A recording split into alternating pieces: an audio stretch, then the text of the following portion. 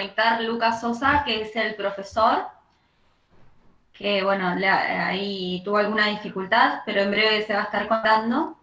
Lo que les pido es que durante la clase, por favor, estén con las cámaras encendidas, pueden estar muteados para que no haya interrupción por los ruidos de fondo de cada uno, pero las camaritas encendidas, por favor, así estamos todos atentos a que están prestando atención y que están interactuando. La clase la vamos a grabar, ahí entró Lucas. Hola Lucas. Listo, Mica, no te preocupes.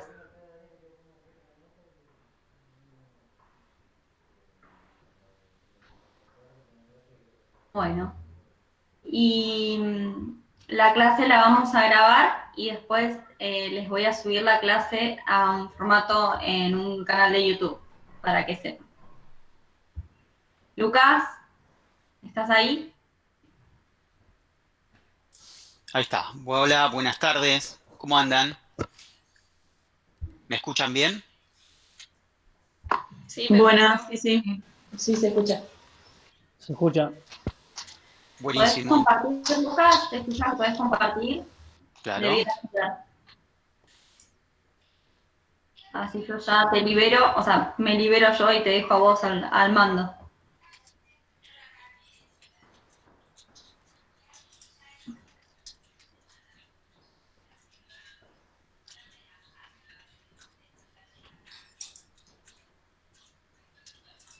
¿Tenés la opción de poder? Sí, lo estoy buscando. Ah, listo, Pasa que listo, tengo... tranquila.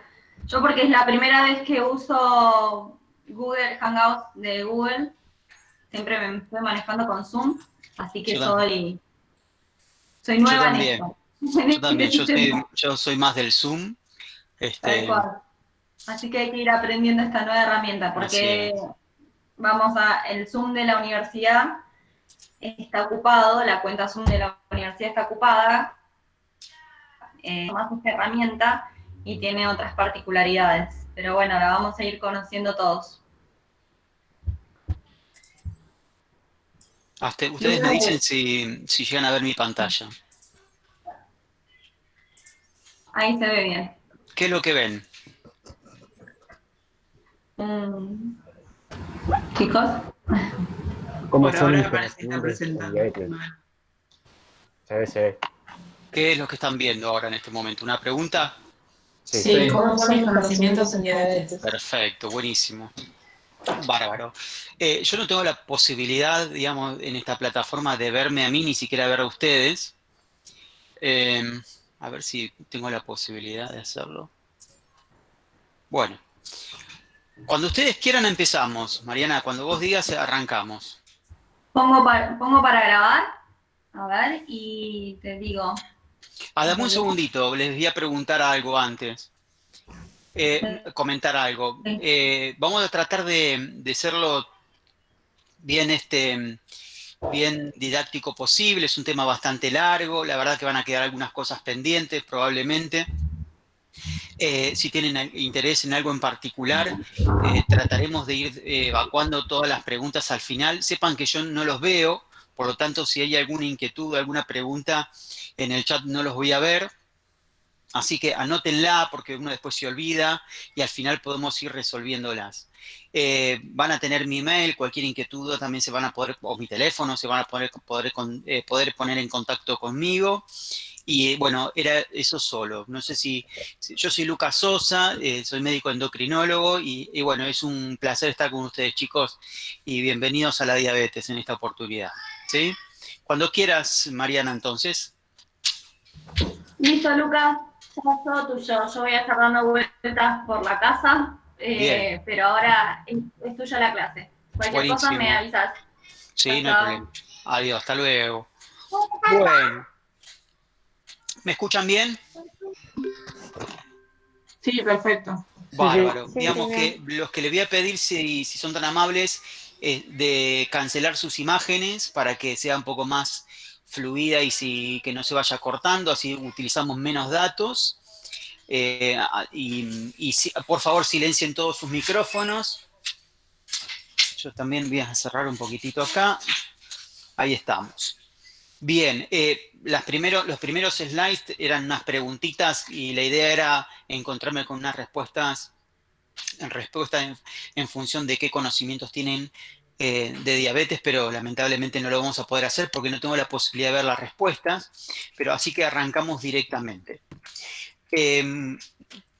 A ese grandote que vemos de fondo lo consideramos como los factores de riesgo. Realmente, y el que está chiquitito ahí adelante es así como nos vemos nosotros, indefensos, por ahí débiles, para enfrentar a semejante situación, ¿no? Hoy vemos que hay un montón de factores de riesgo y no tenemos muchas fortalezas como para poder abordarlo. Por lo tanto, es muy importante elaborar estrategias, ¿sí? Y trabajar mancomunadamente, en equipo, pensando interdisciplinariamente, digamos, con herramientas y de forma multidisciplinaria.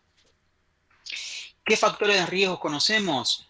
Hay aquellos que son modificables, como es el sobrepeso, la obesidad, la mala alimentación, el sedentarismo, la hipertensión, el tabaquismo, la dislipemia, el estrés y la diabetes. Y aquellos que son inmodificables, como la edad, aunque algunos entran a quirófano intentando emular y hacer alguna modificación, pero no es posible. La etnia y la genética, eso hoy por hoy no podemos tocarlo, pero sí lo modificable. Y dentro de los modificables vamos a charlar un ratito de lo que es la diabetes en este seminario. ¿Qué es la diabetes? Todos saben, me imagino que algo han leído, que es un trastorno metabólico crónico. El hecho de que sea crónico significa que no se cura.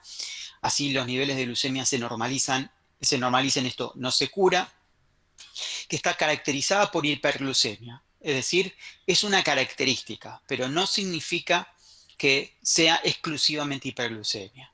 Y tiene alteraciones del metabolismo, como dijimos, de los hidratos de carbono, de las grasas y las proteínas.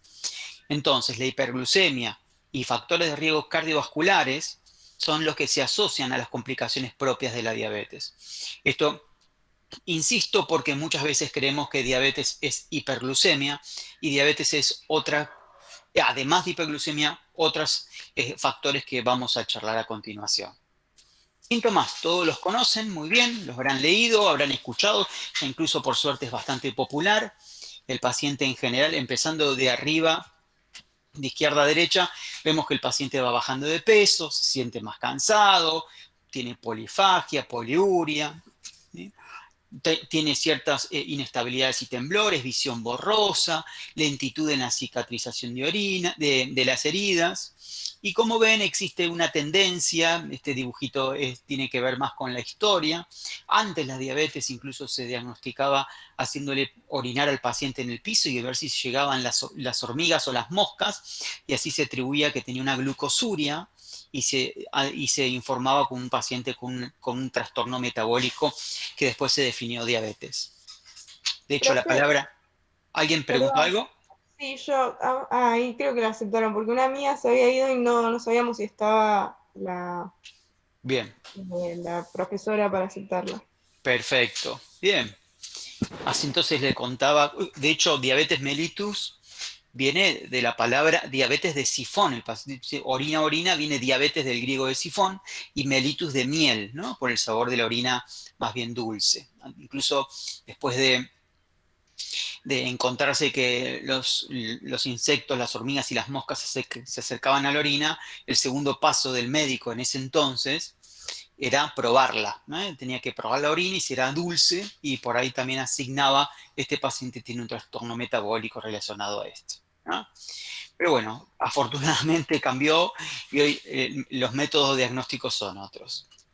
Tipos de diabetes, ustedes saben que hay la tipo 1, que es bien autoinmune en un 90%, y no autoinmune, desconocemos si tiene algo que ver con el sistema inmunológico en un 10%, y la diabetes tipo 2, que es la gran mayoría de las personas que tienen diabetes. Y después hay otros tipos, los tipos MODY, que son monogénicas, o más relacionadas con patologías secundarias, endocrinopatías, infecciones, en fin. Y luego la diabetes gestacional.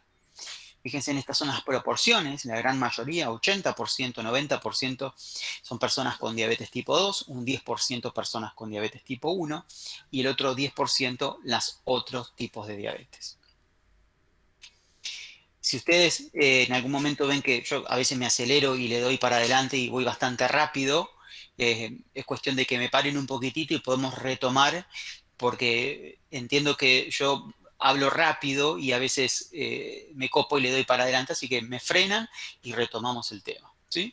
Vale, profe, perdón. Sí. Ahí en tu pantalla tenés un cartelito que dice dejar de compartir. Si tocas ocultar, ahí podemos ver la diapositiva completa. Gracias. ¿Cómo es tu nombre?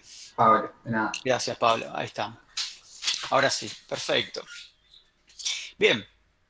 Recién dijimos que hay diferentes tipos de diabetes. Esto es un gráfico para ilustrar un poco todo esto. La tipo 1, ustedes saben que aparece en general. ¿Ustedes llegan a ver mi cursor? Sí, sí. Sí, perfecto. Bueno, buenísimo porque puedo utilizarlo entonces. Sabemos que la diabetes tipo 1, fíjense que aparece en los chicos, en general en flacos. El tratamiento es insulina, no hay otro tratamiento para la diabetes tipo 1, ¿sí?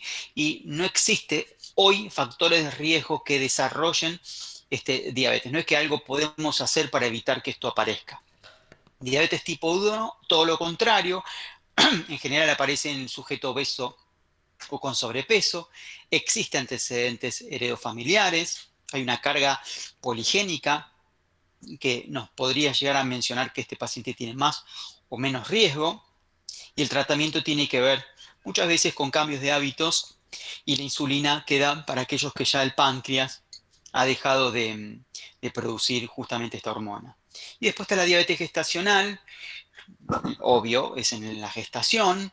Mujeres, en general, hay algunos factores de riesgo, como mujeres mayores de 35 años, antecedentes de diabetes gestacional previa, la obesidad, en fin.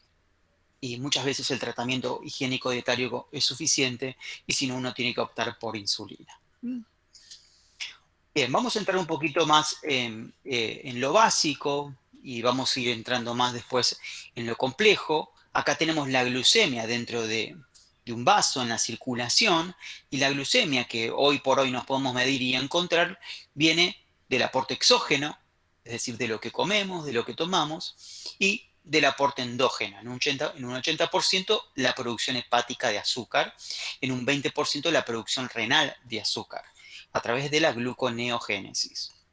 Este proceso de gluconeogénesis lo vemos específicamente en el ayuno. Por ejemplo, cuando nosotros nos levantamos y midemos los niveles de glucosa que tenemos, viene puntualmente de la producción hepática de glucosa. Gracias a eso, nosotros nos despertamos y tenemos niveles aceptables como para lograr una buena nutrición cerebral al menos, y no tenemos una hipoglucemia, gracias a la producción hepática de glucosa. Ustedes saben que mientras dormimos, la glucosa se va consumiendo también, y alguien tiene que seguir produciendo, y es el hígado. ¿Y cómo se elimina? Se elimina por consumo periférico, el más importante es el músculo, pero consume el hígado, consume el tejido adiposo, consume el cerebro y consume el riñón, ¿sí? Voy a cerrar la puerta un segundito. Ahí está. Bien, sigamos. Hablemos un poquitito de la fisiología y la fisiopatología en diabetes. Mecanismos fisiopatológicos, entremos un poquitito en lo que es la anatomía. Todos conocemos dónde está el páncreas, atrás del estómago, relacionada, digamos, la cabeza del páncreas con la primera y segunda y tercera porción del duodeno. La cola está relacionada con la región más caudal del vaso, siempre por atrás del estómago, ¿sí? Y desde el punto de vista histológico nos interesa todo lo que es la función endocrina en este caso. Ustedes saben que hay una función exócrina que es para la producción de las enzimas que son liberadas al duodeno, y una función endocrina que es la responsable de la producción de estas hormonas que le voy a mencionar. Y la unidad funcional endocrina del páncreas es el islote de Langerhans. Ahí nos vamos a encontrar con células beta, que son las propias, estas que vemos celestitas, las que producen insulina, y las células alfa, que son las que producen glucagón, ¿sí? Que vendría a ser el glucagón, la hormona que contrarregula a la insulina, ¿eh? Vendría a ser la antítesis. La insulina baja la glucosa, el glucagón la sube, promoviendo la liberación hepática justamente de azúcar. Nos metemos más adentro de la célula, esto es un viaje bien adentro, microscopio, imagínense, está la célula beta, de acá parte la insulina, estos puntitos naranjas son justamente la insulina. Lo primero es la liberación de insulina, es glucosa dependiente, es decir, se va a liberar si se encuentra la célula beta que los niveles de glucosa así lo están demandando. Una vez que la glucosa entra dentro de la célula, es fosforilada por una glucoquinasa. Cada vez que escuchen quinasa significa que es fosforila, y de esta manera la glucosa no se escapa. En realidad, uno fosforila algo para que no se escape de la célula. En definitiva, ese es el concepto básico. Cumple toda una cadena glucolítica, entra el ciclo de Krebs, esto ya lo habrán escuchado, y lo saben hasta mejor que yo, genera energía, y esta energía logra el cierre de canales, suben los niveles de potasio y logran esta despolarización de la célula, que permite la entrada de calcio, y a través de un sistema de contracción celular, estos gránulos de insulina son liberados a la circulación, ¿sí? Este es el mecanismo por el cual la célula libera la insulina. La forma de producción es a través de la mitocondria y todo el retículo endoplasmático después salido de la mitocondria. ¿Qué sucede? Nosotros comemos un pancito, entra, lo absorbemos, se activa una serie de enterohormonas, entre ellas el glucagon-like peptide, la grelina, y que motiva a la liberación, sube la glucosa, y todo eso que le comentaba motiva a la liberación de insulina. Esto que tenemos acá es la insulina. La insulina viaja hasta la célula que es insulino dependiente, digamos que requiere de insulina para que abren los canales y que entre la glucosa, canales que se llaman GLUT4, y cuando la insulina toca el receptor, permite que ese canal GLUT4 internalice la glucosa. Esto es lo que sucede normalmente con este tipo de tejidos: músculo, tejido adiposo e hígado. Y recuerden que el músculo, tejido adiposo e hígado son los más importantes para lograr el descenso de la glucosa que nosotros tenemos a nivel plasmático, ¿sí? Esto es lo que sucede normalmente. ¿Qué pasa en la diabetes tipo 1? Saben que es una enfermedad autoinmune. El linfocito C, linfocito T citotóxico, es decir, están los linfocitos T responsables de lastimar a la célula.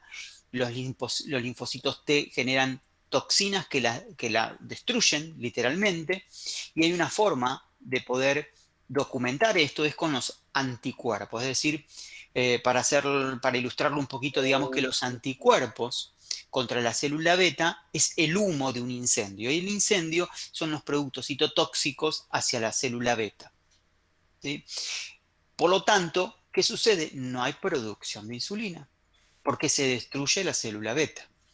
Las manifestaciones clínicas en la diabetes tipo 1 aparecen cuando el 80% del pool de células betas son destruidas. Ahí estamos hablando de un déficit absoluto de insulina. Por lo tanto, el tratamiento es insulina. ¿Qué sucede en la diabetes tipo 2? En la diabetes tipo 2 es distinto el mecanismo, son dos enfermedades totalmente distintas, que lo único que comparten es la hiperglucemia. Pero observen cómo. El problema acá es que la insulina, cuando viaja a su receptor, se encuentra que éste no responde. Es como que si la insulina es la llave, la cerradura, que es el receptor, está comprometido. Hay un error en la comunicación insulina-receptor. Por lo tanto, necesita empezar a producir más llaves para ver si hay alguna de ellas que logra el cometido de meter la glucosa dentro de la célula, y produce más y produce más. Entonces estamos frente a una situación de un aumento de la producción de insulina, pero que no funciona. Hay una insulinopenia, pero este déficit de insulina es relativo. ¿Por qué? Porque no es suficiente la cantidad de insulina para lograr internalización de la glucosa, ¿sí? Ya veremos cuáles son las razones, las causas que hacen que esta cerradura empiece a fallar. En definitiva, que se genere una insulinoresistencia, ¿sí?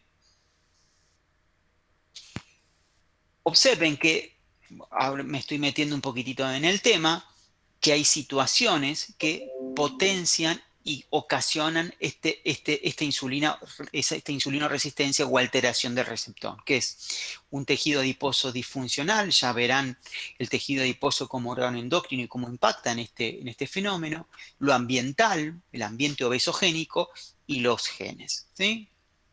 ¿Venimos bien? Seguimos. Sí, sí. Perfecto. Muy bien.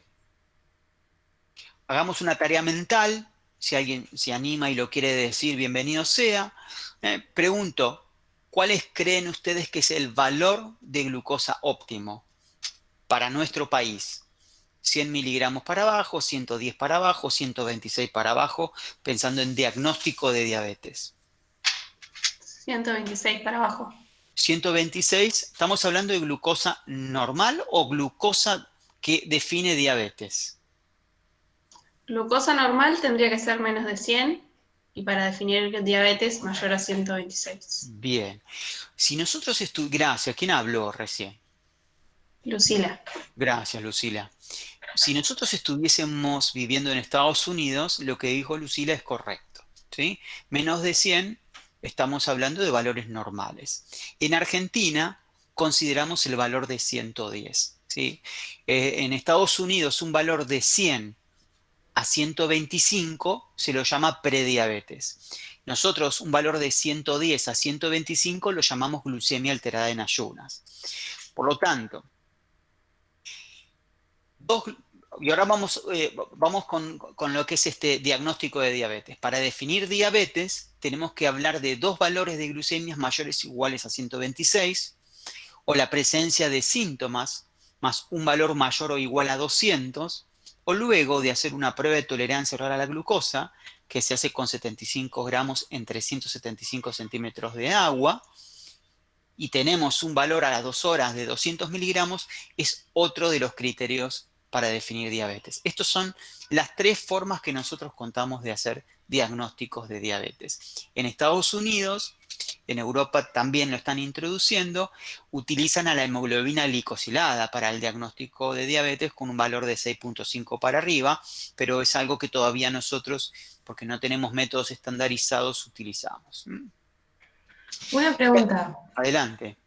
De las tres opciones, nosotros leímos una guía donde decía que la tercera era la que tenía mayor nivel de certeza. En la práctica, cuando tenés que pedir un diagnóstico, ¿cuál de las tres elegís? En realidad, como screening es la glucemia en ayunas. Como screening. Si vos tenés un paciente con algún factor de riesgo agregado, sobrepeso, obesidad, antecedentes familiares o estados disglucémicos, que no hacen diagnóstico de diabetes, si vos tenés un paciente con una glucemia en ayunas alterada, 110, 125, está bien pedir una prueba de tolerancia porque el test es más sensible para hacer diagnóstico. ¿Sí? Está bien, gracias. Por nada. Y entonces, nosotros tenemos un paciente con esta glucemia, o tenemos un paciente que le pedimos una prueba de tolerancia oral a la glucosa y nos da 186. Porque entre 140 y 190, 2 horas después de esta carga, este valor lo definimos como intolerantes a la glucosa o tolerancia alterada a la glucosa. Estas dos situaciones, glucemia alterada en ayunas o intolerante a la glucosa, en Estados Unidos y en Europa se lo define prediabetes. Nosotros no acuñamos ese término como bien le estaba transmitiendo hace un ratito. ¿Sí? Pero sí implica altos riesgos a desarrollar diabetes, altos riesgos a desarrollar enfermedades cardiovasculares, por lo tanto hay que actuar frente a esta historia. Bien, vamos con lo epidemiológico. ¿Qué tan frecuente es la diabetes? ¿Y cuánto impacto tiene en salud pública? Bueno, un montón. ¿Sí? Esto es IDF, Federación Internacional de la Diabetes. Observen que para lo que es la región SACA llamamos lo que es Latinoamérica y América Central, nos encontramos hoy que 8.5% de la población tiene diabetes, que es un montón. Ahora vamos a ver en Argentina que mucho más aún, ¿sí? Y lo que es alarmante es que este porcentaje que vemos de 8.5 con el tiempo dentro de las proyecciones que las organizaciones van estimando, fíjense, 2030, 2045 va a llegar a casi un 10% de la población, ¿sí? Por lo tanto, esto es una enfermedad que no solamente es problemático, sino que va a ser mucho más aún, que va a generar mucho más aún problemas. Fíjense, en el mundo 463 millones tienen diabetes, hoy por hoy, 2019. Hay 40 millones de COVID, para que se den una idea.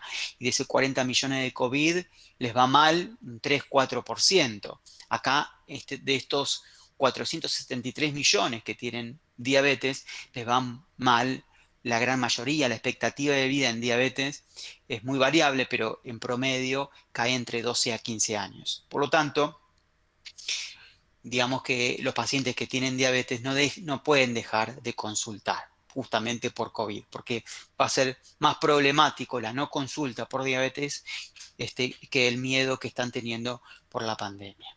¿Sí? Lucas, Sí, adelante. esa expectativa iría para la diabetes tipo 2. Diabetes tipo 1 es Sí, distinto, ¿no? estamos hablando de diabetes tipo 2. Igual la diabetes tipo 1 hay una tendencia a aumento también.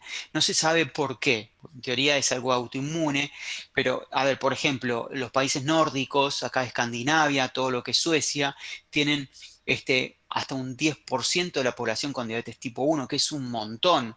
¿Sí? O sea que hay algo genético que todavía desconocemos. Pero lo que estamos hablando es estamos hablando de diabetes en general, aquí en este caso 20 a 79 años de edad, y la gran mayoría son diabetes tipo 2.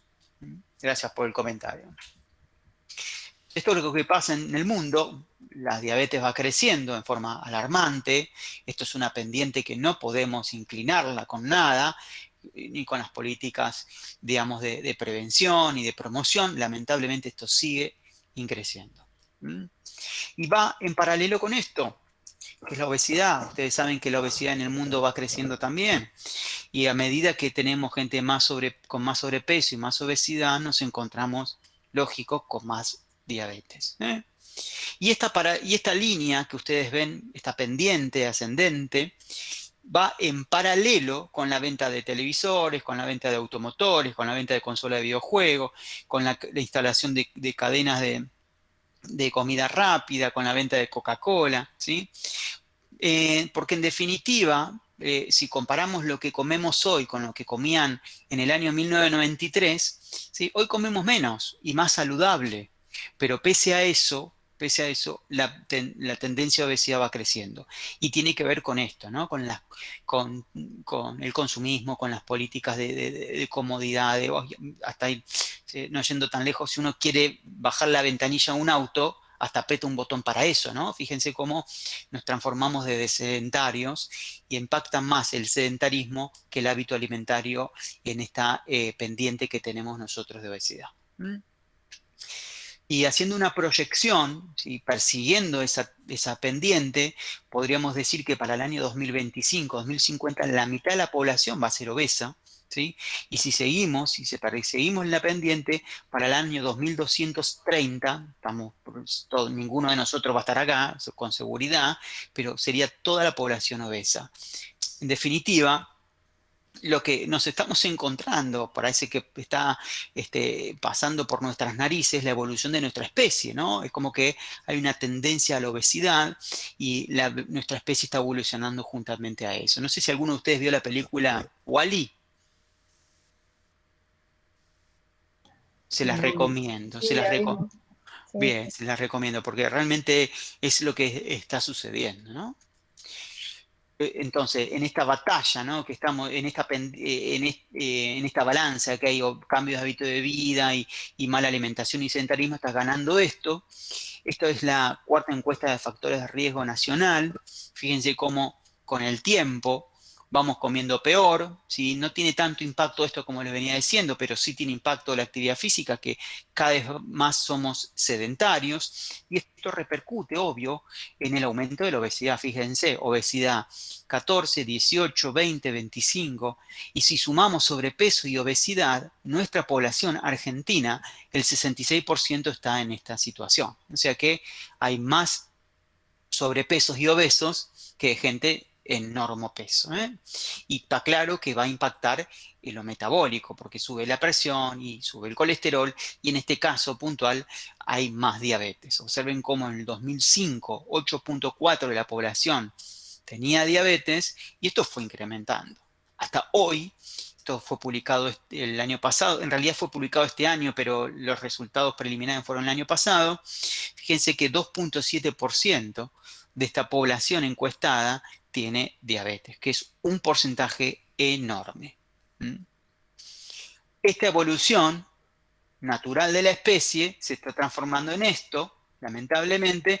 Entonces, es tarea de ustedes, yo la verdad, de los más jóvenes, nosotros acompañaremos, pero ustedes son los que van a estar como médicos frente a esta historia, tratar de pararlo, porque frente a esta historia, si todos no trabajamos en conjunto, lamentablemente nos vamos a encontrar con esto que va a ser muy problemático. ¿Qué factores de riesgo conocemos para diabetes? Bueno, estos son los que están ampliamente documentados en todos lados: aquel que tiene un familiar de primer grado con diabetes, que tiene una glucemia alterada en ayunas o es intolerante a la glucosa, después de la sobrecarga, si se acuerdan, aquel que tiene sobrepeso o obesidad, aquel con esta cintura 88 o 102 para mujer y hombre respectivamente, aquel que tiene alguna enfermedad cardiovascular, ya haber tenido un infarto, independientemente si es obeso o no, ya es un riesgo para tener diabetes, hipertensión, dilipemia,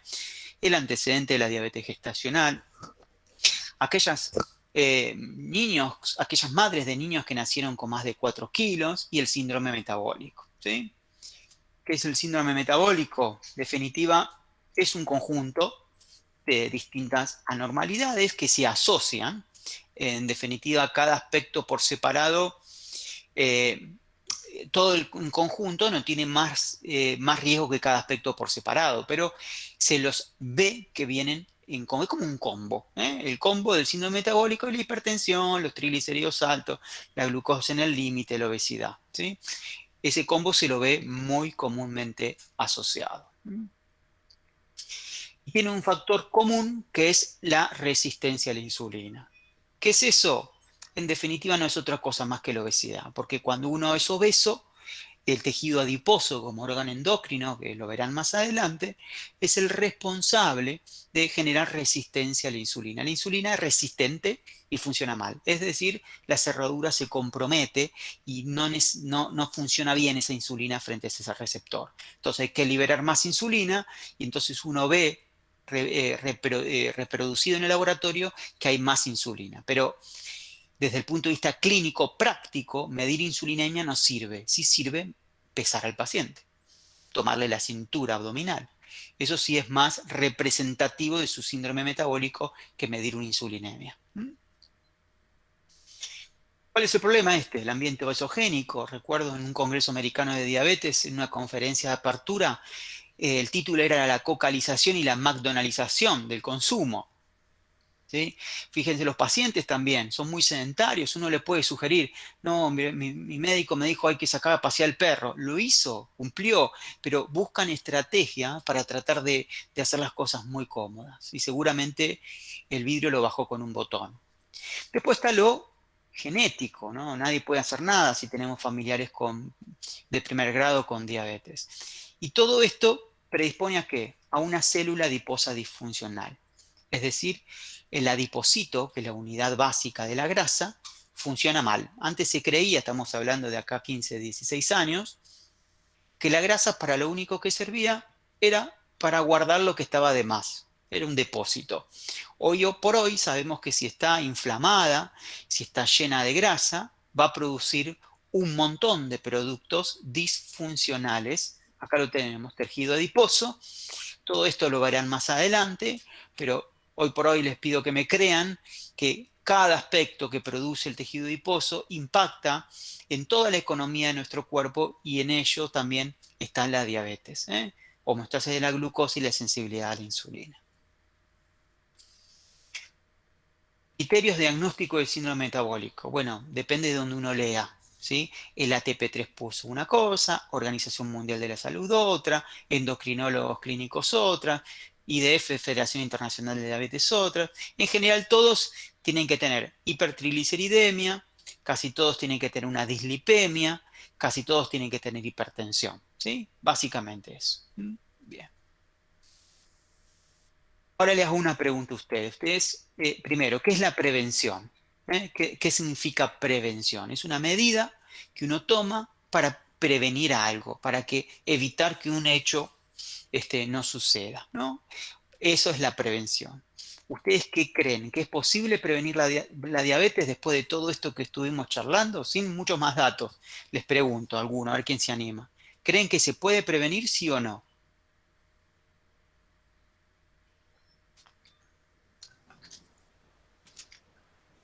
Sí, Silencio. Sí. Sí, bien. Ahí están los optimistas. Bien. Yo creería que sí. Vamos a poner, es mi opinión, ¿no? La verdad que hoy por hoy hay datos que muestran que podemos prevenirla, pero todo es cuestión de tiempo, chicos, ¿no? Yo diría que es una cuestión del alma, ¿no? Del almanaque. Si nosotros en algún momento vamos a vivir 120 años, si las expectativas de vida siguen creciendo así como lo estamos viendo, en algún momento la diabetes la vamos a tener todos, porque todo cae y la función de la célula beta también. O sea que en algún momento diabetes, si llegamos a seguir viviendo más y más años, va a aparecer. Pero el tema tiene que ver con el tiempo. Y podemos decir que sí. ¿Por qué? Si hablamos en función del tiempo, la evidencia muestra que si implementamos cambios de hábitos de vida sujetos con alto riesgo de diabetes, como es el caso de glucemia alterada en ayunas o intolerantes a la glucosa, reducimos significativamente la posibilidad de desarrollo de esta enfermedad en un 40 o un 60% a 5 años. Por eso que es cuestión de tiempo también y de porcentaje, no en todos, ¿eh? O sea que hay un 40% que podría potencialmente, o 30% que por más cosas que hagamos, no vamos a evitar que esto aparezca. Seguramente sí reducimos alguna complicación, o seguramente si hacemos estos cambios, en lugar de aparecer a los 4 años, por ahí aparece la diabetes a los 6 o a los 8. O sea que siempre está bien visto implementar estos cambios de hábito de vida. Entonces, ¿qué hay que hacer para prevenir? Todos lo saben o se lo imaginan. Una alimentación saludable, mantener un peso adecuado, realizar actividad física y tratar de no estar estresado, ¿no? Bien. ¿Qué es lo que plantea la IDF, Federación Internacional de Diabetes? A los cambios de hábito de vida, tratar de focalizarse en la obesidad central, medir cintura, parece que tiene más impacto medir la cintura que pesar al paciente. Impacto me refiero a lo metabólico, a la diabetes, a lo cardiovascular. Y con respecto a la actividad física, hacer aproximadamente 30 minutos 4 veces por semana. ¿Cuándo intervenir farmacológicamente? Estamos hablando de prediabetes, ¿eh? Todavía no tienen diabetes, son aquellos que tienen la glucemia para nuestro país entre 110 y 125 en ayunas, o después de una carga, ¿se acuerdan? Entre 140 y 199. Si el sujeto es joven, estamos hablando de menores de 60 años, y obeso, y tiene una glucemia mayor a 100, esta sería el único lugar donde tiene indicación la metformina, que es una medicación insulinosensibilizadora, particularmente a nivel del hígado, ¿sí? Este es el único lugar donde tiene uso la metformina. Estamos hablando de disglucemia, obesos y jóvenes, ¿sí? Si no, hay que motivar al paciente para los cambios de hábito de vida y la actividad física. ¿Saben lo que es prevención secundaria? Ya instalada la enfermedad, evitar que esto suceda, o sea, detectar y aplicar tratamientos a tiempo, en forma oportuna, para evitar o impedir o retrasar el desarrollo de complicaciones, en este caso, complicaciones de la diabetes, ¿sí? ¿Qué complicaciones conocemos? Bueno, retina, fíjense, 1 de cada 3 personas con diabetes va a tener una lesión en retina, ¿sí? 2 a 3 veces más de los pacientes tienen enfermedad cardiovascular. Fíjense que 10 veces más frecuente encontrarse con enfermedad renal en las personas con diabetes. Observen que cada 30 segundos se amputa un paciente en el mundo. ¿Sí? ¿Alguien puede contar cuántos pacientes se amputaron en este tiempo? Oh, un montón. ¿sí? Y bueno, el impacto que tienen en la diabetes gestacional, por la teratogenicidad, por los problemas, digamos, en el parto, pues son chicos grandes, en fin. Muy bien. ¿Podemos seguir? ¿Están todo en orden? ¿Alguna pregunta? Por ahora todo bien, profesor. Todo bien. Muy bien. Sigamos. Entonces, ¿cuál es el tratamiento de la diabetes? Estamos ya en prevención secundaria, es decir, ya tenemos el diagnóstico de diabetes y tenemos que empezar a pensar en tratarlo. Bien. La actividad física, la alimentación, educación en diabetes, monitoreo de la glucosa y la farmacoterapia. Actividad física, todos saben, está recomendado 150 minutos por semana o 30 minutos 4 veces por semana. Eso es lo mínimo indispensable. Alimentación, ahora vamos a ver un plato saludable. Educación en diabetes no es otra cosa más que empoderar al paciente. Hoy en día se terminó el médico que indicaba de acuerdo a sus conocimientos. ¿Sí? En diabetes es el tratamiento que vamos a instalar a la persona con diabetes es una combinación de lo que el paciente propone con lo que nosotros le sugerimos, y en ese núcleo, en esa relación médico-paciente se va elaborando la mejor estrategia farmacológica y se va orientando justamente el tratamiento. O sea que no es un solo un camino de ida, sino que es ida y vuelta e ir negociando cuál es la mejor terapia. Y eso tiene que ver con la educación. Eso tiene que ver con empoderar al paciente al respecto de su enfermedad. Uno tiene que procurar que el paciente que está con insulina sepa ajustar su dosis, tanto de insulina basal como insulina de las comidas. Que el paciente sepa en qué momento tiene que monitorearse su glucosa. ¿Sí? Si es si es a la mañana, si es después de comer, y de acuerdo a lo que ve, actuar. ¿Sí? Para eso hay que educar al paciente y forma parte del tratamiento. Y después viene la farmacoterapia electiva. ¿Qué objetivos queremos pensando en diabetes con respecto a nuestro paciente, ¿no? Ante todo, sepan que el tratamiento es personalizado. Es decir, el sujeto A tendrá un objetivo metabólico totalmente distinto que el B. Algo vamos a ver ahora. Y el objetivo desde el punto de vista glucémico y desde líneas generales podemos hablar que pretendemos en ayunas entre 90 y 130. Para algunos será más 130, para otros será más 90. Y poscomida menos de 180. ¿Sí? Para otros será un poquito más, para otros menos. Ahora veremos. Fundamental, como objetivos, no olvidarnos del perfil lipídico ni de la tensión arterial. No somos glucemiólogos lo que atendemos pacientes con diabetes. Tenemos que abordarlo en forma multidisciplinaria, ¿sí? Porque si nos focalizamos con esto, por ahí el colesterol alto le va a generar un infarto, la tensión alta una ACV, y entonces el paciente es una combinación de todos estos problemas. Importante tratar de evaluar cómo está su situación emocional, importante empoderar el conocimiento de diabetes y evitar el hábito del cigarrillo. Observen, diabetes, cómo trabajamos en forma multidisciplinaria, bajando la hemoglobina glicosilada y la glucosa, pero también actuando en hábitos como no fumar, mejorar su peso corporal, lograr un buen nivel de tensión arterial, lograr buenos niveles de LDL, HDL y triglicéridos. ¿Sí?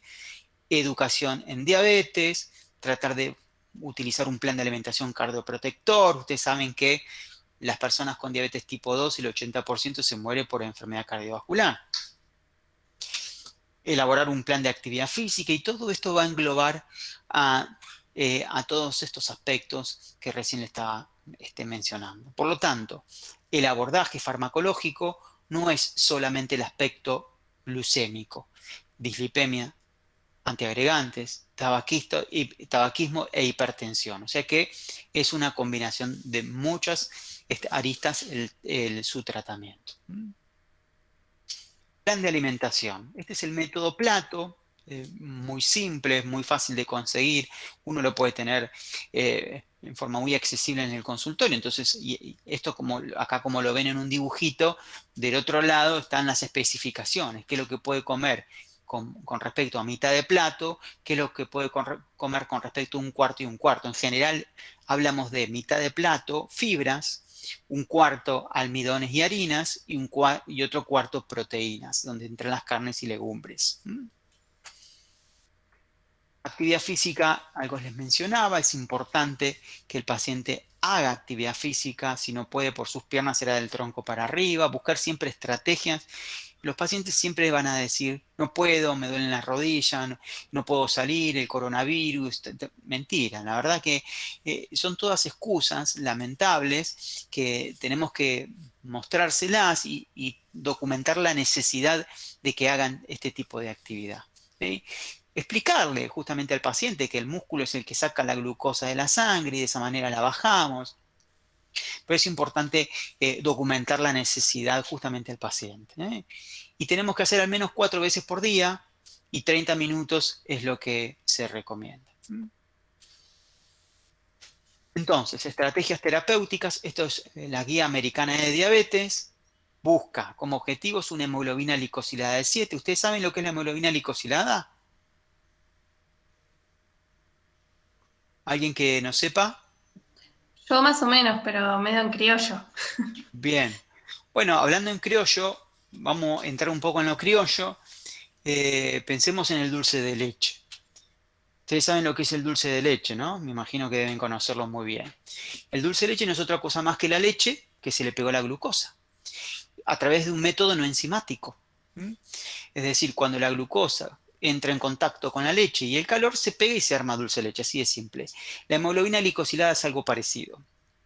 Es la hemoglobina a la cual se le mete la glucosa, hemoglobina que está en el glóbulo rojo, se pega, y como el glóbulo rojo tiene una vida media de 120 días, nosotros podemos interpretar cuánto se pegó de azúcar a ese glóbulo rojo, a esa hemoglobina, y podemos decir cómo está ese paciente desde el punto de vista metabólico en los últimos 120 días. O sea que es una forma retrospectiva de mirar a nuestro paciente. Bueno, vos, Pérez, estuviste en estos últimos 3 meses muy bien, porque tenés una hemoglobina glicosilada de 7 y tu promedio de glucosa estuvo entre los 140. Ah, no, pero vos, señora Rosa, mire, la verdad que su hemoglobina glicosilada está en 11. Eso significa que los últimos 3 meses su nivel de glucosa estuvieron en 250 para arriba. Esa es la hemoglobina glicosilada, es un diagnóstico retrospectivo. Y buscamos una hemoglobina glicosilada de 7 o menos. En realidad veremos ahora que también depende del perfil de cada paciente. Glucemia capilar, la del dedito, entre 70 y 130, y glucemia postprandial, es decir, después de una comida, por abajo de 180.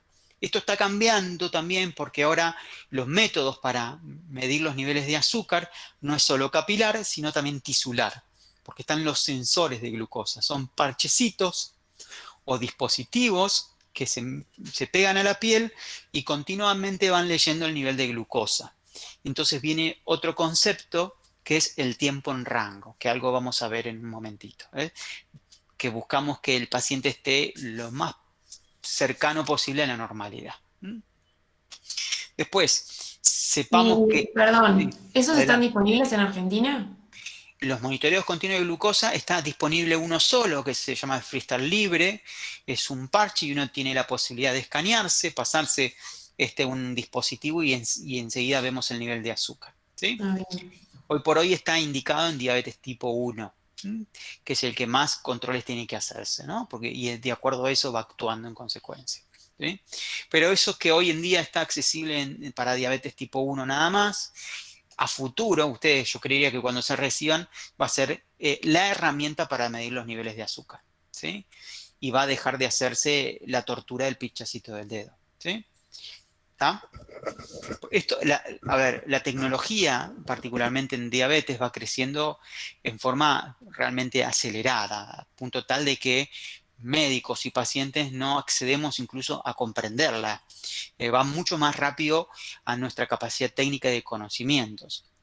Hoy en día para diabetes tipo 1 hay bombas con loop cerrado y tenemos incluso también en nuestro país que van midiéndote la glucosa todo el tiempo y de acuerdo a eso va ajustándose la dosis de insulina basal. O sea que es más complejo que esto, Pero está bueno la pregunta y está bueno que también vayamos conociendo de que existen esto y que para cuando ustedes se reciban, 3, 4 años, digamos que van a ser estrategias probablemente mucho más populares y mucho más difundidas y mucho más implementadas, ¿no? Con respecto a las metas, dijimos hemoglobina glicosilada, ese dulce de leche que tenemos en el glóbulo rojo tiene que ser menos de 7, la glucemia capilar entre 70 y 130 y postprandial menos de 180. Con respecto a las metas, tienen que ser individualizadas, no es lo mismo la hemoglobina glicosilada de pancreasio, que el vecino que tiene 79 años, a de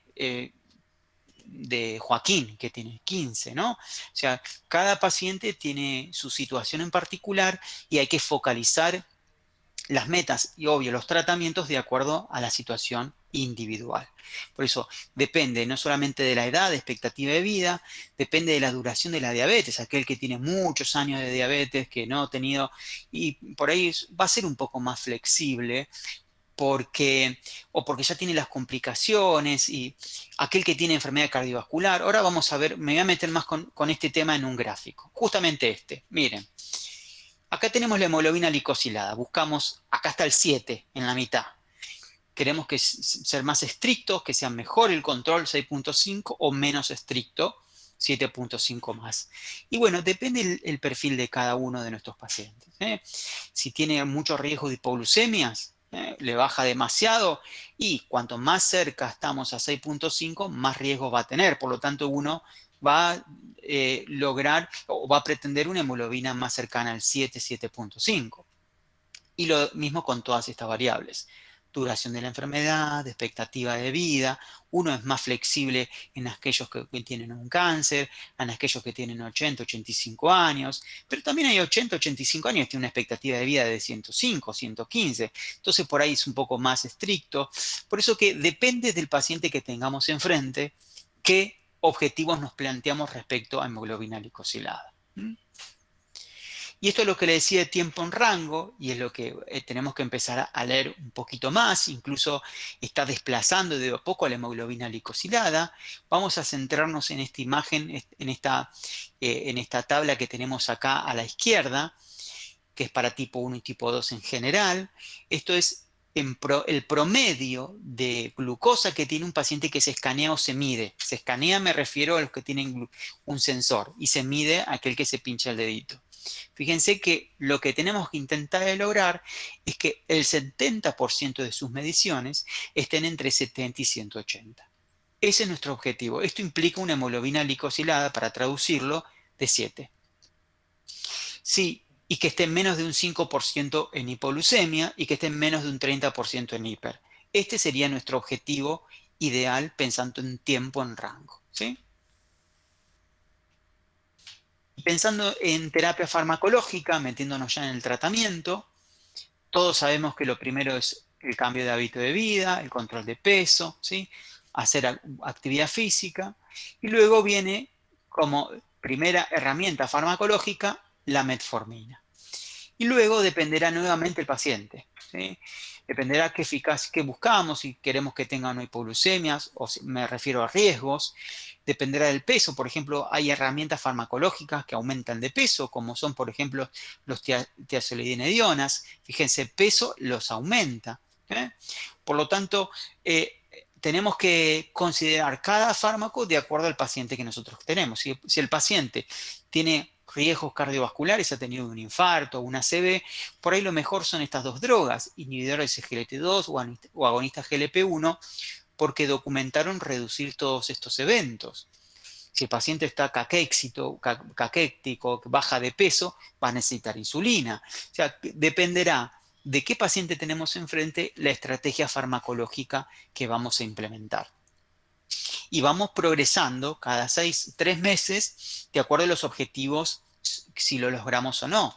Por ejemplo, arrancamos metformina, si no logramos el objetivo, pasamos a alguna de estas drogas. Si no logramos este objetivo, pasamos a otra droga. Y así, hasta llegar a insulina, ¿sí? Pero fíjese que la insulina hasta puede ser incluso mucho antes de la instalación, de acuerdo nuevamente a la característica del paciente que nosotros tenemos. Lo que sí sabemos es que la hiperglucemia, la dislipemia, la hipertensión, si se sostienen en el tiempo, aparecen los problemas propios de la diabetes, que son las complicaciones crónicas de la diabetes. Y acá tenemos un montón. Y esto es otra hora más de charla, si quieren. Vamos a tratar de resumirlas un poco, pero sepan que hay lesiones relacionadas con los nervios, llamamos neuropáticas, y lesiones relacionadas con las arterias vasculopáticas. Se pueden lastimar los nervios periféricos, esto es la neuropatía periférica, y los nervios centrales, esta es la neuropatía autonómica, ¿sí? Algo vamos a mencionar un poquitito ahora. ¿Venimos bien? Antes de seguir, ¿alguno que haya caído? No, seguimos. Seguimos, ¿no? Sí, sí, está bien. Sí, sí, Bien. todo bien. Bueno, bárbaro. Para aquellos que me dan una devolución, gracias, porque necesito un feedback, a ver si no al menos para ver si no se cayó internet o si yo me desconecté. Bien. Lesiones vasculopáticas son las lesiones de las arterias, que pueden ser las lesiones de las arterias chiquitas, retina, riñón, y los nervios. Sepan que los nervios necesitan alimentarse, esa es la vasa nervorum, y si lesionamos la microvasculopatía de los nervios, también es un factor para generar neuropatía, ¿sí? Y los macro son las arterias de mediano y grueso calibre. Estamos hablando de coronarias, cerebrales medias, femorales, tibiales, pedias, ¿no? Que en definitiva generan el infarto, la CV, la amputación. En lo que es pie diabético, en general, empieza una lesión neuropática. Cuando se combina con algo vascular, ya el paciente no percibe nada, no llega oxígeno, no llega alimento, y viene la lesión, el pie diabético y lamentablemente la amputación, ¿sí? Acá tenemos las lesiones más comunes: daño ocular, enfermedades bucales, cardiovasculares, ¿sí? Esto les queda para que lo puedan leer, ¿sí? La disfunción sexual forma parte de una neuropatía, a veces vasculopatía también, pero en general es una neuropatía. Complicaciones. Ya estamos terminando, para la tranquilidad de ustedes. Dijimos microangiopática, retinopatía, hay un montón de definiciones también. Puede ser proliferativa, no proliferativa. Nefropatía, también hay nefropatía. Hay un estadio que es en el estadio de hiperfiltración. Después viene la nefropatía incipiente, que se transmite a través de pérdida de proteínas por el riñón. Después la nefropatía instalada y luego la enfermedad renal crónica. Neuropatía, como bien les decía, central y periférica, y dermatopatía, también hay lesiones en la piel por diabetes. Y con respecto a las complicaciones crónicas, macroangiopatías, la enfermedad cardiovascular, infartos, enfermedad cerebrovascular, estamos hablando de ACV, enfermedad vascular periférica, lo que compromete el pie, e insuficiencia cardíaca. Ya hay datos que documentan que la diabetes de por sí, la hiperglucemia de por sí, independientemente de un compromiso vascular, genera enfermedad del miocardio. Y con respecto a tipos de neuropatía, vemos que están las autonómicas, cardiovascular, gastrointestinal, genitourinario y sudor. Desde el punto de vista cardiovascular nos encontramos con el paciente que tiene hipotensión ortostática. Es muy común encontrarse que aquel sujeto que se lo para y se marea y se desmaya. Eso tiene que ver porque no logra un buen ortostatismo y el paciente cae la presión significativamente al incorporarse.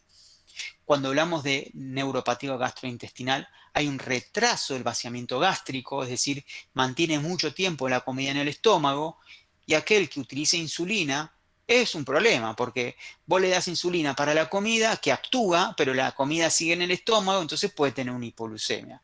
Es muchas veces complejo. Genitourinario, estamos hablando de retención de orina muchas veces. Una forma muy simple de documentarlo es haciéndole al paciente que mida la cantidad de lo que orina a la mañana, y si es más de 400 o de 500, hablamos de que hay una retención más de lo que uno deberías retener y se considera como que podría ser una neuropatía autonómica genitourinaria. La disfunción sexual.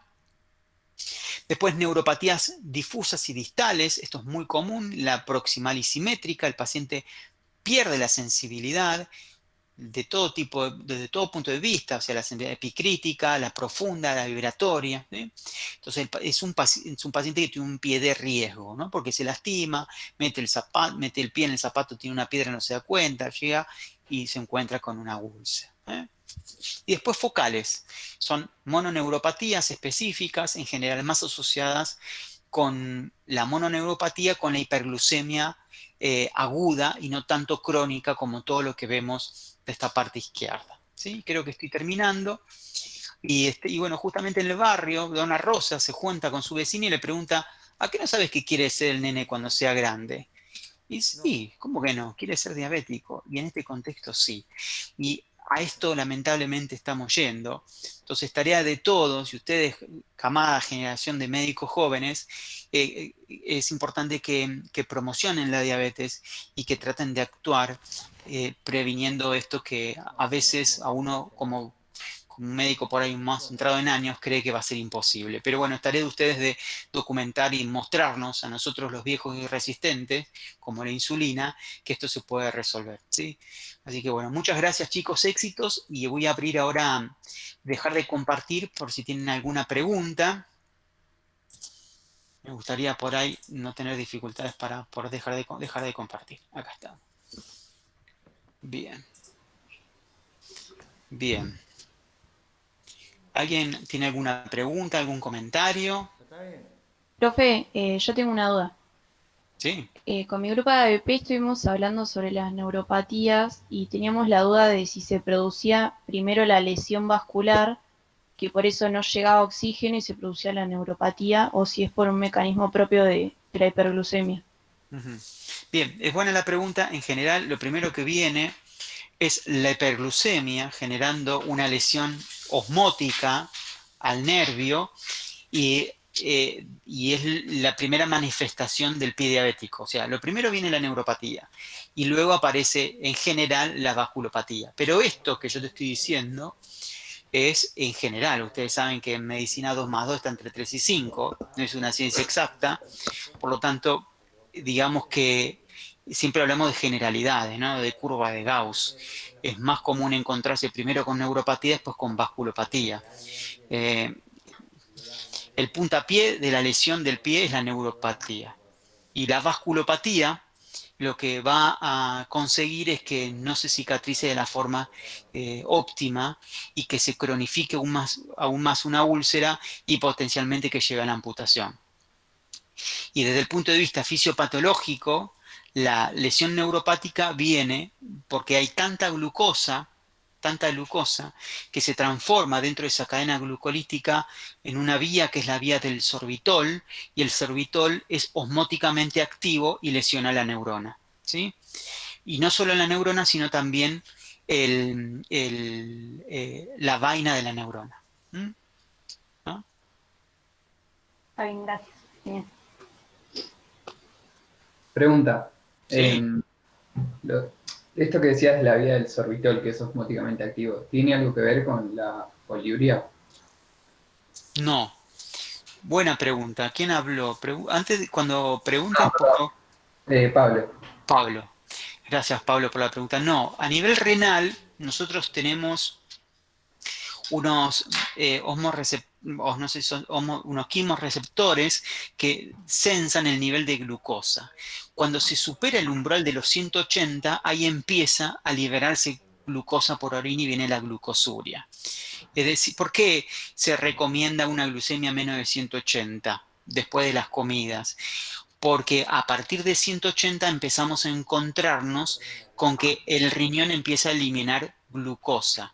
Y la glucosa retiene sodio y elimina sodio, y entonces el paciente se deshidrata, y la glucosa en orina predispone a infecciones ginecológicas, urológicas, pero tiene que ver con eso y no por un efecto del sorbitol. El sorbitol es un mecanismo más intracelular que forma parte de la vía glucolítica y mediadores de la glucosa en ese proceso glucolítico, pero no tiene que ver con la glucosa en sí a nivel renal. Perfecto, gracias. Profe, yo tengo una duda también, me llamo Lucila. Sí. Ayer en AEP tuvimos un caso de diabetes tipo 1 y me surgió la duda del ejercicio, porque en el ejercicio para la diabetes tipo 2 hace que disminuyas la obesidad, disminuyas los factores de riesgo de enfermedades cardiovasculares, bueno, y lipidemia, todo eso. En la diabetes tipo 1, ¿tendrá algún impacto? A ver, ante todo la actividad física es recomendada para todos, ¿no? Independientemente de la diabetes. Sí, sí, yo quería saber específicamente la enfermedad. Bien, bien, pero justamente como es indicación para todos la actividad física, también lo es para la diabetes tipo 1. Las personas con diabetes tipo 1 forman parte de la generalidad también. Y la actividad física está claro que logra el beneficio de una reducción de glucosa. En la diabetes tipo 1, particularmente en la diabetes tipo 1, hay que darle algunas pautas al paciente para evitar que no tenga una hipoglucemia. O sea, tratar pero justamente tiene que ver con la educación en diabetes. Cuando el paciente está bien educado me refiero a que conoce cómo actuar en consecuencia de los valores que ve y lo que va a hacer, no hay dificultades. Pero la actividad física es una indicación universal, no específicamente ni para el 1 ni para el 2, para todos. Y dentro de todos entra tipo 1 y tipo 2. Genial, gracias. Hola, profe, yo soy Luciana. Quería también comentarte porque ayer con mis compañeras en ABP estuvimos charlando un poco y si bien lo tenemos que ir a buscar para la ABP, quería consultarte y aprovechar que estás acá, porque nosotras hicimos en la hipótesis, no sabíamos y estuvimos charlando si quien producía las lesiones tanto vasculares como de los nervios era directamente la glucosa, o nosotros hablábamos también de por esta glicosalización de la hemoglobina, que capaz, no sé, como que se podían llegar a pegar los glóbulos rojos y poder producir algún trombo que ocluya los vasos o algo. Queríamos saber, digamos, quién es el responsable de la lesión, si la glucosa en sí o si algo que produce la glucosa en otro lado. Bien, la pregunta es muy buena, la respuesta es mucho más compleja, la verdad que no es un responsable. De hecho, si tendríamos que echarle la culpa a alguien, diría que no es la glucosa, incluso diría que es el tejido adiposo disfuncional. Vamos de vuelta, no somos glucemiólogos, nosotros tratamos a la persona con diabetes y incluso hay trabajos que documentaron que les va mejor al paciente con diabetes si le bajamos la LDL que si le bajamos la glucosa, ¿sí? A veces no es la glucosa, sino son otros aspectos, LDL, la hipertensión.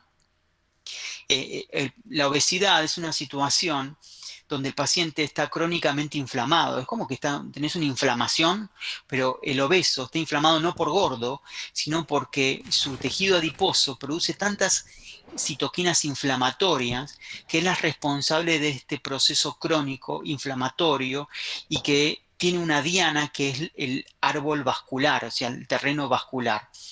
Si además tiene hiperglucemia, está claro que todo esto se agrava. Tratando de darte una respuesta por qué el paciente con diabetes tiene más complicaciones, podemos hablar de la hiperglucemia como un factor que genera lesiones por muchos aspectos. Uno, la glucosa es tóxica de por sí, y otro es la producción de radicales libres. Cuando hay mucha glucosa, se producen los RAGE, así se llaman, y esos RAGE tienen la capacidad de oxidar enzimas, o sea, proteínas, y todo eso impacta negativamente en las arterias. De hecho, estos RAGE actúan en sus receptores específicos que hacen vasoconstricción, aumentan productos de contrarregulación de la insulina, o sea que Es más complejo no se puede decir que hay un solo factor que sea el responsable de que la hiperglucemia sea la encargada de generar lesiones vasculares. Hay muchos. ¿Está? Bárbaro, gracias, profe. Pero Una pregunta. ahí voy. Si te interesa, si querés me mandás un mail o me llamás y hay un montón de información que te puedo ofrecer. Un montón. Dale, muchas gracias. Sí. Mi nombre es Camila, en relación a lo que estaban diciendo, entonces toda terapia o herramienta que contribuya a mantener una curva de la glucosa estable va a disminuir este daño, digamos, y va a beneficiar a la persona. No hay duda, está claro, así es.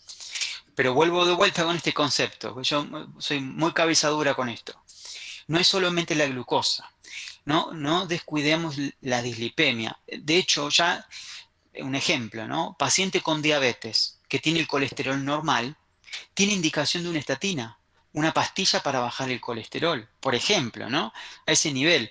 Pero, doctor, yo tengo el colesterol normal, ¿para qué me va a dar algo para proteger para bajar el colesterol si lo tengo normal? Ya el paciente con diabetes ya es un paciente que se lo atribuye con riesgo vascular alto y por eso ya requiere una terapia pleotrópica y eso lo ofrece la estatina. O un antiagregante, la aspirina, o tener los niveles de presión normal. Porque vuelvo con este concepto que para mí es muy importante. La diabetes no es glucosa, chicos. La diabetes es una enfermedad arterial, ¿no? Es una enfermedad arterial de grandes arterias, de chicas arterias, de arterias chicas y neuropática.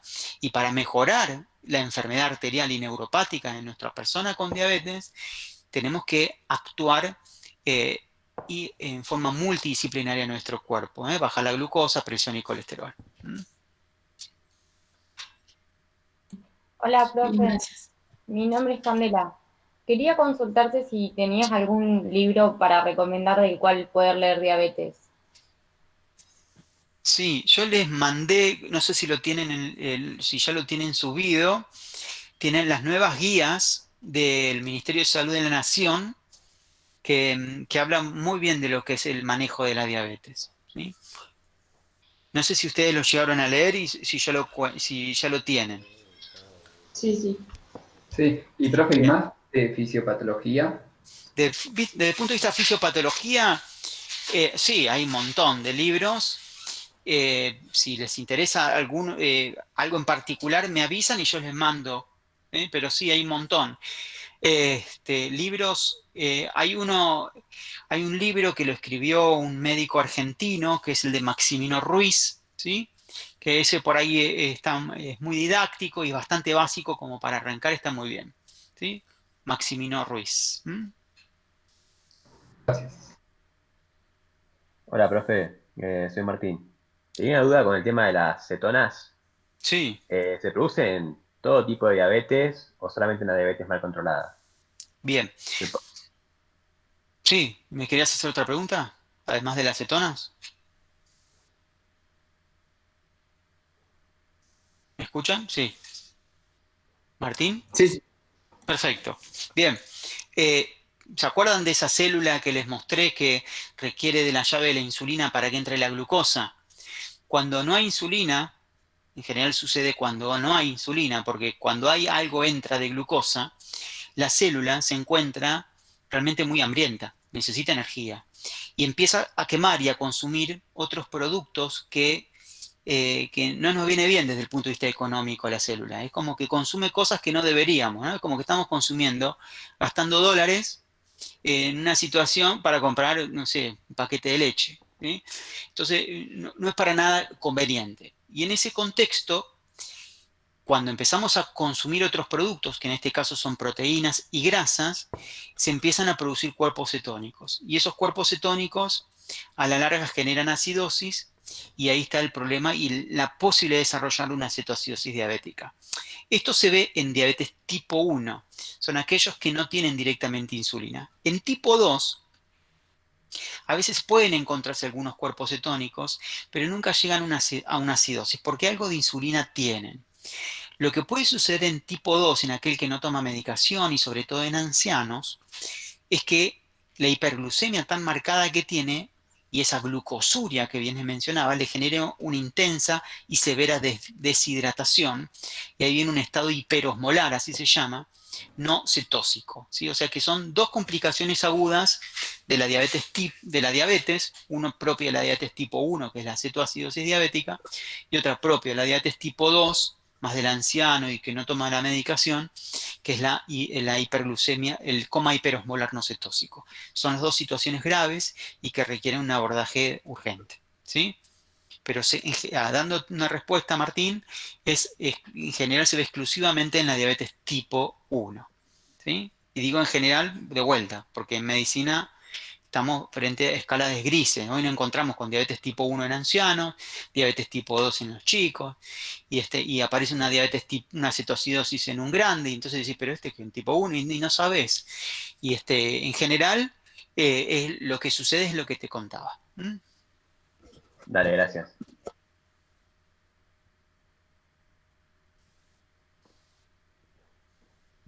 Bien. Bueno, creo que si no hay más preguntas, si alguno tiene preguntas y no se anima a hacerlas, me las puede hacer por escrito o a mi correo o por teléfono. Y si no hay más preguntas, creo que ya podemos terminar, ¿no? ¿Alguien quiere hacer un comentario? ¿Hay alguien con diabetes acá?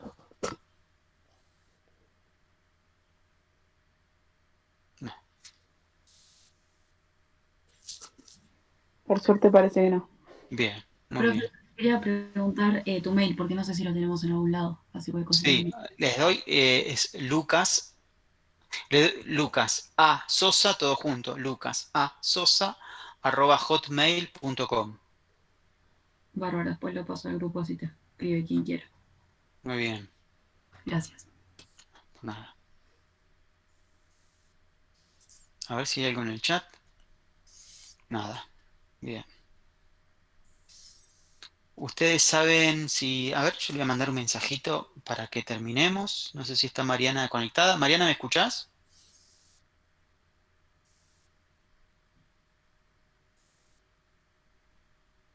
Profe, vamos a tener una clase más con vos, ¿no?